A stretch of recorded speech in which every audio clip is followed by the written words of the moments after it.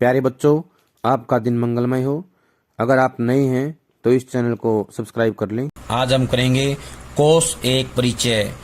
कोष अलग अलग प्रकार के होते हैं, उसका परिचय यहाँ पे दिया जाएगा। अदृश्य की आड़ के पीछे छिपी हैं कुछ ऐसी सुरंगें जो अपने गुप्त रास्तों में शब्दों की जन्म कथा तक ले जाती हैं। ये राजेश जोशी ने कहा है, हिंदी कवि हैं ये। इस पाठ में हम पढ़ेंगे शब्दकोश क्या होता है, विश्वकोश क्या है, साहित्य कोश क्या है। कोश का मतलब होता है खजाना। कुछ पढ़ते समय जब किसी शब्द का अर्थ अथवा उसका संदर्भ आपके जेहन में स्पष्ट नहीं होता तब आप क्या करते हैं? जाहिर है आपके मन में फौरन शब्दकोश का ध्यान आता है। चंद्रिका भी आपकी तरह परेशान हुई। आइए जाने कि उसकी समस्या कैसे हल हुई। पढ़ते पढ़ते चंद्रिका को ऐसा लगा जैसे स्वादिष्ट भोजन करते हुए दांतों के बीच अचानक एक कंकड़ी आ फंसी हो। जैसे कोई कंकर आ जाता है वैसी सारा मजा किरकिरा हो रहा था। चंद्रिका गर्मी की छुट्टियों के दौरान घर में लेटी किसी और ही दुनिया की सैर कर रही थी, लेकिन अचानक वहां से वापस लौटना पड़ा। समस्या के समाधान के लिए वह लता दीदी के कमरे में भागी, लेकिन वह भी कहीं बाहर गई हुई थी। चंद्रिका के लिए अब कोई चारा नहीं था। जिस उपन्यास के काल्पनिक जगत का वह आनंद ले रही थी, अब उसे आगे पढ़ने की इच्छा नहीं हो रही थी। उपन्यास पढ़ते पढ़ते खाने में कंकड़ी की तरह एक शब्द अचानक बीच में आकर उसके आनंद में खलल डाल रहा था। शब्द का अर्थ चंद्रिका को पता नहीं था। बगैर अर्थ जाने वह आगे बढ़ना नहीं चाहती थी, मानो कोई ब्रेक लग गया हो। वो शब्द था विदग्ध। यह शब्द उसका मुंह चिढ़ा रहा था और यह पराजय भाव चंद्रिका को स्वीकार्य नहीं था। स्वीकार्य होता है स्वीकार। लेटे लेटे वह इसी शब्द के बारे में सोचने लगी।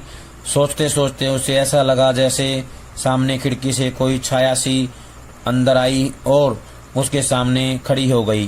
अरे, यह तो कोई परी है। चंद्रिका उसे देखकर चौंकी, थोड़ी घबराई, मगर तुरंत ही उसने स्वयं को संभाल लिया। साहस बटोरकर उसने परी से पूछा, तुम कौन हो और यहाँ किस लिए आई हो? मैं चंद्रिका हूँ, शब्दलोक से आई हूँ। मगर चंद्रिका तो मेरा नाम है। हाँ, मैंने ही तुम्हें अपना नाम उधार दिया है। घबराना मत, मैं इस बात की कोई फीस या किराया नहीं लेती। शब्द परी चंद्रिका हंसते हुए परिहास के स्वर में बोली। परिहास होता है मजाक। और हाँ, मैं तुम्हारी समस्या भी सुलझा सकती हूँ। विदग्ध भी मेरे लोक में ही रहता है, बहुत अच्छा लड़का है। मैं उससे तुम्हारी दोस्ती करा दूंगी। इसके बाद वह तुम्हें कभी परेशान नहीं करेगा। चंद्रिका ने सदपरी से कहा, मगर तुम्हारे लोक के जो दूसरे निवासी हैं वे तो मुझे परेशान करते रहेंगे। शब्द परी बोली, मैं तुम्हें अपने लोक के सारे रहस्य समझा दूंगी, फिर तुम्हें कोई कठिनाई नहीं होगी। मेरे लोक के समस्त निवासी तुम्हारे मित्र बन जाएंगे। चलो, मैं तुम्हें अपने लोक में ले चलती हूँ। मगर मैं चलूंगी कैसे? मेरे पास तो तुम्हारी तरह पंख है नहीं। चंद्रिका ने थोड़ा आश्चर्य प्रकट करते हुए कहा, चिंता मत करो, मैं तुम्हारे लिए फूलों का रथ लेकर आई हूँ। चलो चलते हैं। चंद्रिका अपनी हमनाम शब्द परी के साथ फूलों के रथ पर कुछ समय तक उड़ती रही। अब फूलों का रथ एक विशाल नगर के ऊपर था। चंद्रिका ने रथ से नीचे देखा। नगर की विशेषता यह थी कि इसमें एक अत्यंत प्रशस्त राजमार्ग था और सारे भवन इस राजमार्ग पर एक ही तरफ पंक्तिबद्ध रूप में निर्मित थे। राजमार्ग के दूसरी तरफ कुछ भी नहीं था। हमारे लोक में नागरिकों को शब्द कहा जाता है। यह एक आदर्श लोकतंत्र है और यहाँ सभी शब्द समान हैं। कोई छोटा बड़ा नहीं, कहीं ऊंच नीच नहीं।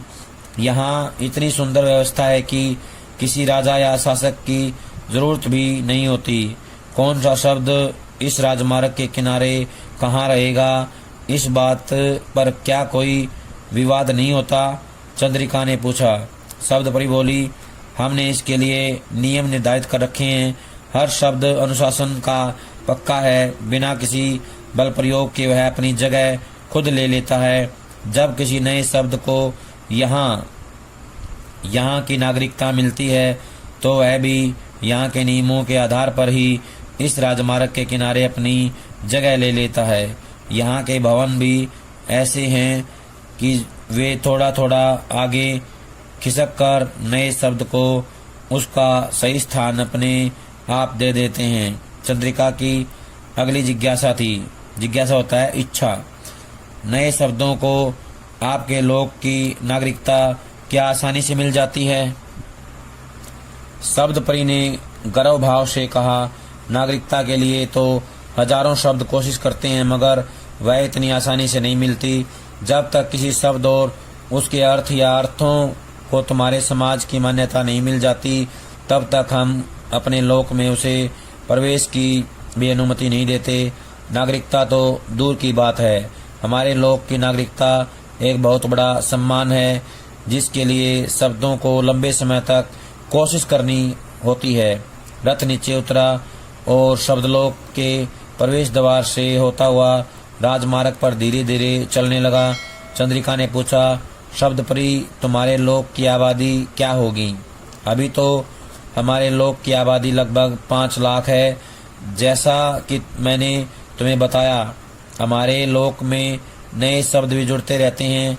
शब्द परी ने आगे कहा, जिस प्रकार तुम्हारी पृथ्वी पर नए नगरों को योजनाबद्ध ढंग से खंडों और उपखंडों में बांटा जाता है और फिर हर मकान को एक संख्या प्रदान करते हैं, उसी प्रकार हमारे लोक को भी पहले खंडों में बांटा गया और फिर उस खंड में हर शब्द के भवन को हमारे नियम के अनुसार क्रमवार व्यवस्थित किया गया है। चंद्रिका का अगला सवाल था, यहाँ खंडों का नामकरण कैसे करते हैं? यहाँ खंडों के नाम वर्णमाला के अक्षरों पर रखे गए हैं, जैसे कैखंड, चैखंड, पैखंड आदि। इन खंडों का क्रम भी वर्णमाला के अक्षरों के क्रम के ही अनुसार है। हाँ, 2 महत्वपूर्ण अंतर हैं। वे क्या हैं?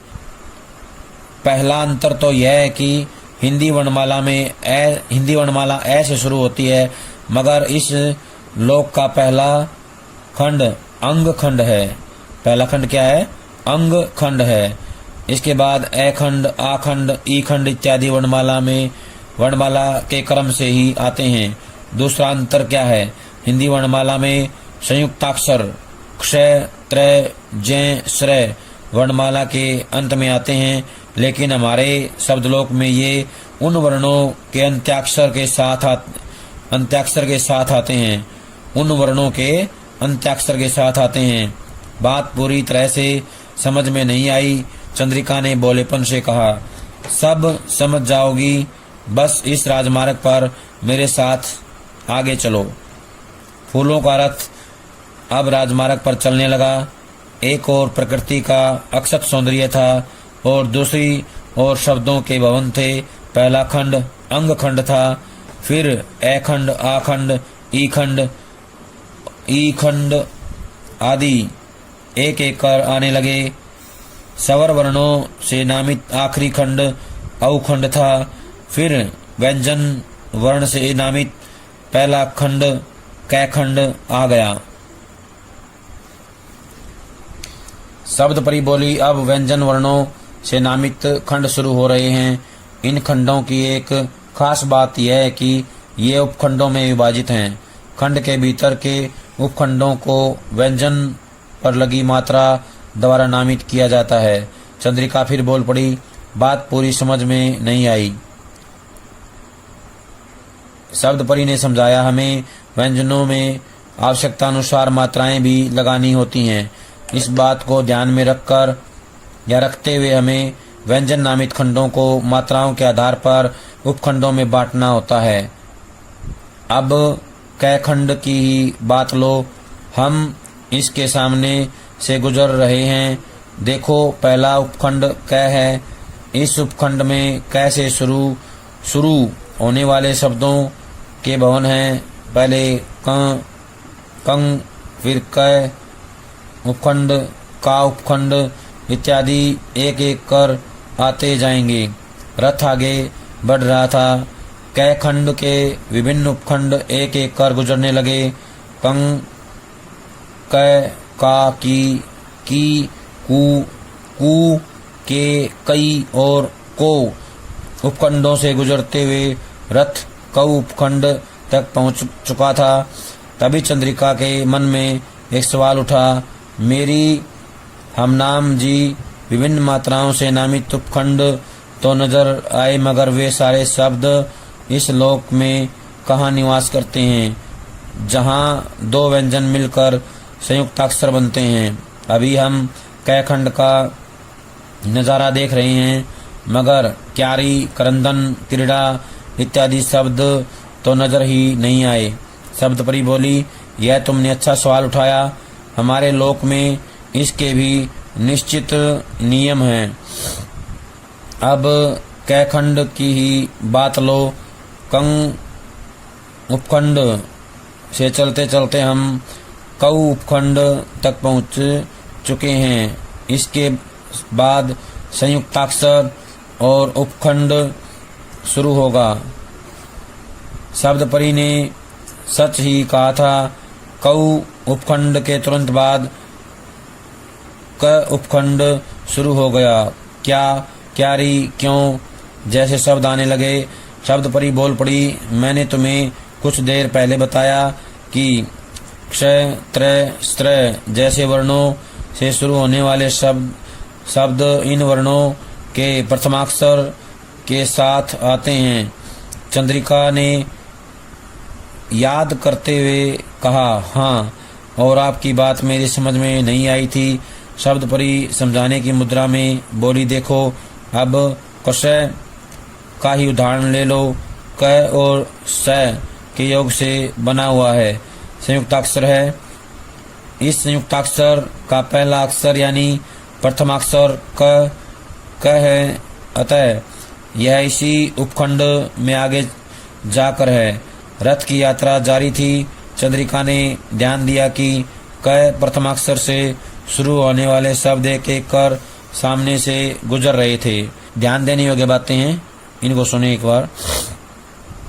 शब्दकोश शब्दों का खजाना है। इसमें एक भाषी समुदाय में प्रयुक्त होने वाले शब्दों को संचित किया जाता है। शब्दकोश में शब्दों की व्युत्पत्ति, स्रोत, लिंग, शब्द रूप एवं विभिन्न संदर्भपरक अर्थों के बारे में जानकारी दी जाती है। हिंदी शब्दकोश में हिंदी वर्णमाला का अनुसरण किया जाता है, परंतु अंग से प्रारंभ होने वाले शब्द सबसे पहले दिए जाते हैं। यद्यपि हिंदी वर्णमाला में कुछ संयुक्त व्यंजन सबसे अंत में आते हैं, परंतु शब्दकोश में उन्हें उस क्रम में रखा जाता है जिन व्यंजनों से मिलकर वे बने हैं। जैसे क प्लस स, क्ष बन गया। जय और ये, जे। तय और रे, त्रय। श और रे, श्रय। स्वर रहित व्यंजन से प्रारंभ होने वाले शब्द उस व्यंजन में इस्तेमाल होने वाले सभी स्वरों के बाद में रखे जाते हैं। जैसे क्या शब्द कौस्तुभ के बाद ही आएगा। प्यारे बच्चों, आज जो काम करवाया है सभी इसको कापी में लिख करके याद करेंगे।